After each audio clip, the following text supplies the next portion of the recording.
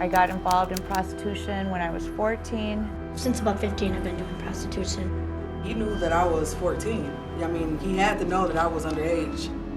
The level of pedophilia is just unprecedented. I'd get picked up, maybe 3 men in a car, and they'd take me off to wherever. Can't remember the names of some of the places.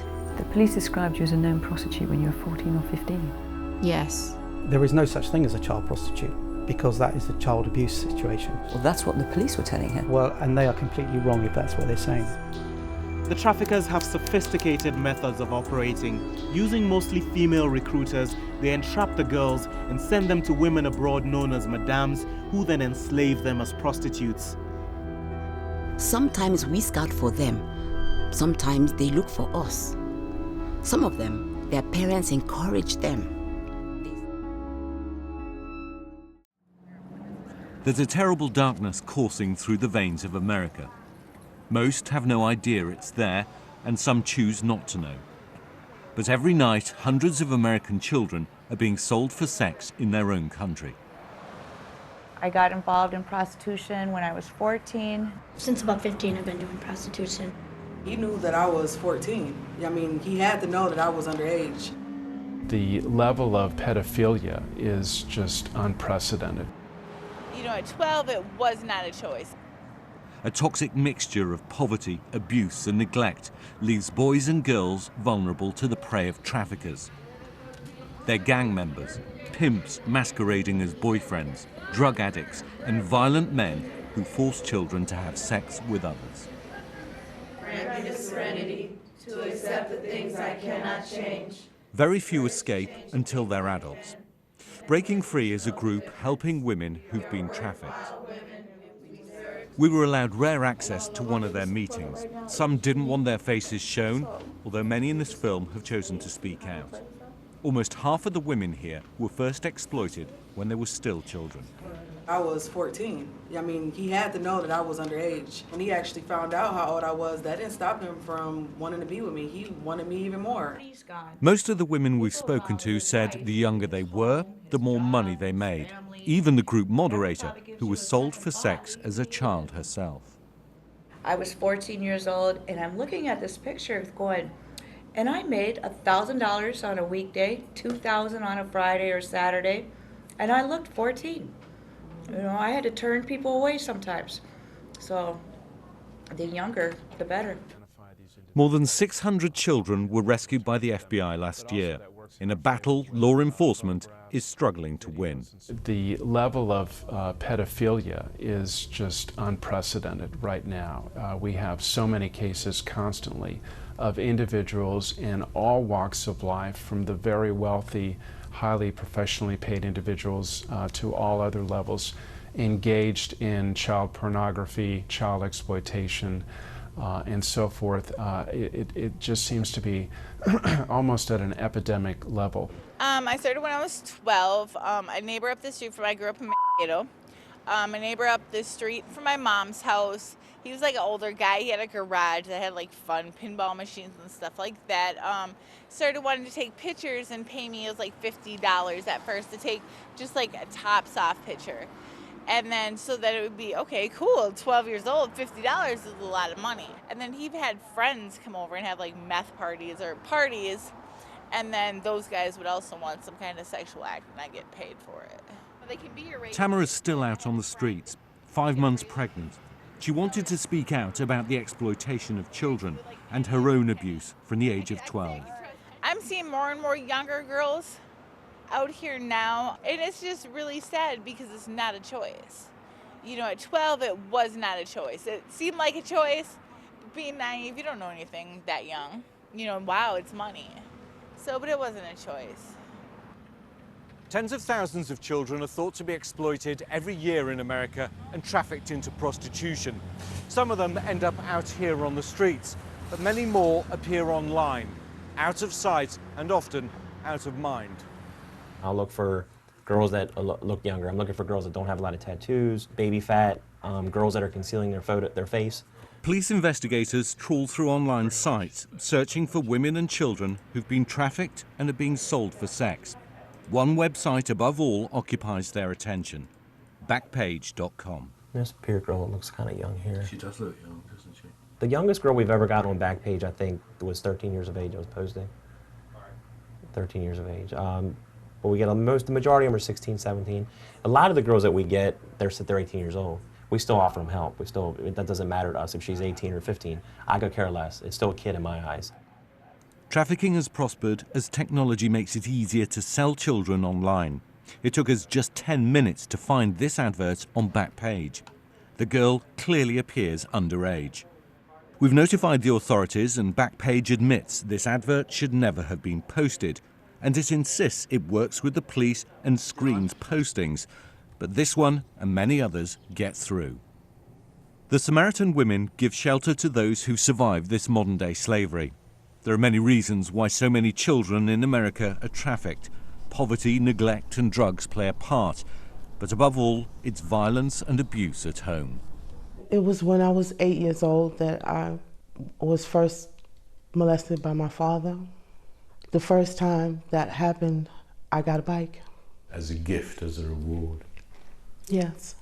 And how do you think that led to where you ended up? I learned very early that you could get things that you wanted or needed through sexual favors. And I know that a lot of my thinking as far as how I interacted with men stems from what happened between the ages of 8 and 12. President Obama calls this a nation of second chances, but the level of need feels overwhelming. And for many, this is where their American dream ends. I'd get picked up, maybe 3 men in a car, and they'd take me off to wherever. Can't remember the names of some of the places. When you're inside the hole, there is no light. Everywhere is black. I was like that. You're not fighting against one man. You're fighting against a network of them. The voices you just heard speak of a lost childhood. 3 young women trafficked in this country when they were children, and their stories, though shocking, are far from uncommon. They've chosen to speak anonymously because they still live in fear of reprisals from the men who trafficked them. Bilkisa was 15 when she was flown from Nigeria into the UK illegally with the promise of an education. Instead, she was a slave. I worked from 5 in the morning to 9 at night every day. It was my job to wake the kids, get them ready for school, do the washing and clean the whole house. Then I fetched the kids from school, did their homework, cooked dinner and cleaned. Everything had to be cleaned before I could go to bed. In the 9 years you were working, did you ever have a day off? No, I never had a day off. She never went to school as she'd been promised either. She was isolated and entirely friendless until a year ago, a local pastor helped her to escape. I still feel broken. I don't know how to make friends anymore. That damage is still there. It's going to be there forever and ever. The government estimates that 13,000 people are victims of modern slavery in the UK, but in the last year, only 130 traffickers were convicted. If you try to move large quantities of drugs into the UK, chances are you'll get caught. If you try and move firearms into the UK, chances are you'll get caught. If you move people, chances are you'll get away with it. And that needs to change.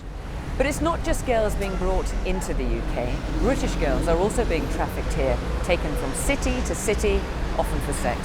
It's happening in the middle of our communities, often in plain sight. Caitlin was 14 when she was first sexually abused by a man who offered her a job. He then passed her on to other men up and down the country.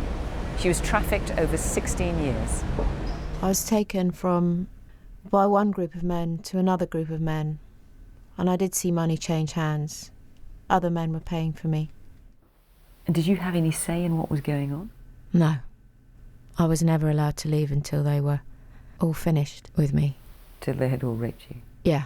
How many people do you think raped you during that 16-year period? God, I wouldn't have a clue. I wouldn't even be able to give you a rough idea, I don't know. More or less than 100? I'd say more. It would definitely be more. Did you try and get help from anybody? My mum called the police the first time when I was about 14, 15. I'm not sure how old I was. But they said to her that I was a known prostitute and I would stop when I'm ready. She should just leave me to it. The police described you as a known prostitute when you were 14 or 15? Yes. There is no such thing as a child prostitute because that is a child abuse situation. Well, that's what the police were telling her. Well, and they are completely wrong if that's what they're saying. There is no offence of child prostitution. They are victims of crime. And that's what police need to be saying to these people and these victims, because that's what they are. Child trafficking cases can be complex to investigate, with children often from troubled backgrounds being driven across the country to be abused by different men. Jane was 13 when she was first trafficked for sex, and she says her 9-year ordeal was even more traumatising because the police, social services and other agencies failed to believe that she was a victim. I think the worst experiences is like when the agencies become like your traffickers. With the attacks it hurts, but you get better. But being, not being believed or being tested or being told that you don't fit a criteria, and that night you wouldn't have had anywhere to sleep, so your only option is to either sleep rough or go back to your traffickers. That's the worst. The Salvation Army helped free Jane from her traffickers a year ago, but the trauma she suffered is ever present. The threats and violence that prevented Jane from escaping her traffickers have damaged her, possibly forever. I've had surgery on my face after having broken bones. From being punched? From being beaten. I've had to have surgery down below because of abrasions, tears, cuts, burns. Obviously because of the rough sex and having sex with multiple men. And then some of it was because they've inserted sharp objects in that area that caused cuts. How many operations have you had? I've had around 6. And do you still need more surgery? Yeah, 2 more.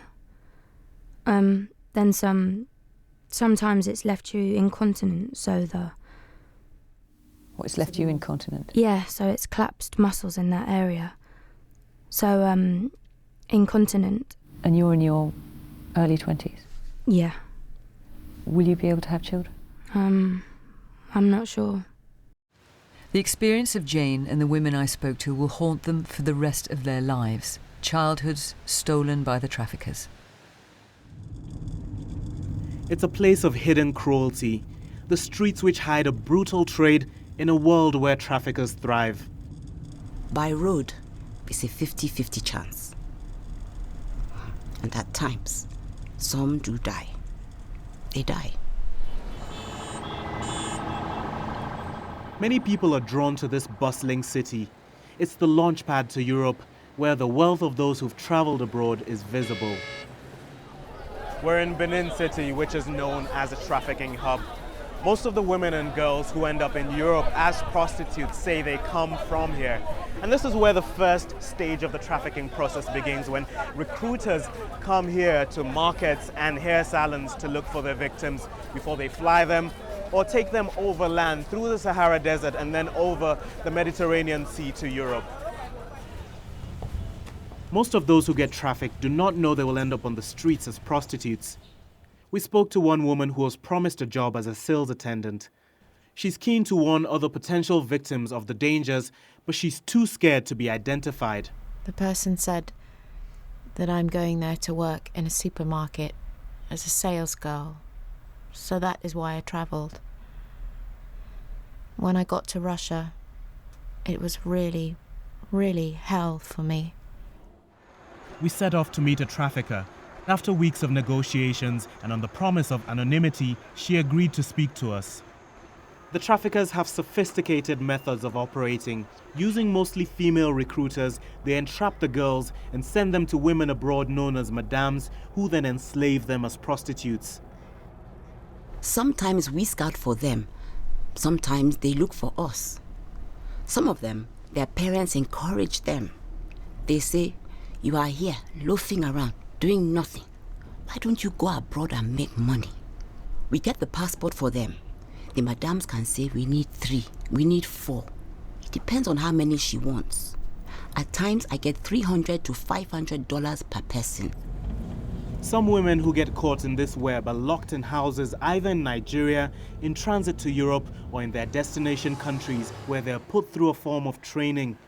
The regional head of Nigeria's anti-trafficking agency, NAPTIP, explains how it works. The madams teach these girls how the kind of words you have to use to approach your clients, all right, the mode of dressing. And some of the victims also made us to know that they could be kept indoors for like 2 weeks on arrival. They are well fed, okay, and they are taught some sexual skills. There's a strong belief in witchcraft here, so the traffickers exploit this to keep their victims trapped. We take them to see native doctors. They make them swear that when they get there, because it is our money we are using to take them there, that they will pay. The native doctor will instill fear into them and tell them if they do not pay, they will die. She claims she's been trafficking for 5 years. We pushed her on why she did it, and if she would do that to her own children. She became upset and told us that she had stopped. I went into it because of the money. I feel bad. I would not even allow my children to do that. Later, our contacts insisted that she does still traffic girls. Those that make it to the other side are imprisoned in a life of prostitution and slavery. Their traffickers demand tens of thousands of pounds before they're supposed to regain their freedom. When I got there, the first thing they took from me was my passport. They took my documents from me and said if I don't do what they ask me to do, they will kill me. I said, okay, what do you people want? They said, there is nothing like a supermarket or boutique, that I'm here to work for them as a prostitute. Another woman was trafficked to Italy, where she spent 5 years in prostitution. She suffered beatings and rape before she was deported back to Nigeria. My madam did not tell me how much I'm going to pay her. Each time I go to work, she would tell me to pull off all of my clothes and search all over my body. I was able to pay her £19,000. Even when I'd given her that money, she told me to bring more money. I said, how much do you want me to bring? She said, until I'm satisfied. The government has joined NGOs in getting serious about fighting trafficking, but the web is so entrenched that it's difficult to untangle. The challenges of life in Nigeria push many to seek success abroad, creating the perfect conditions for traffickers to exploit. A few victims are fortunate to eventually break free and return home, but the damage done to them remains haunting, possibly for the rest of their lives.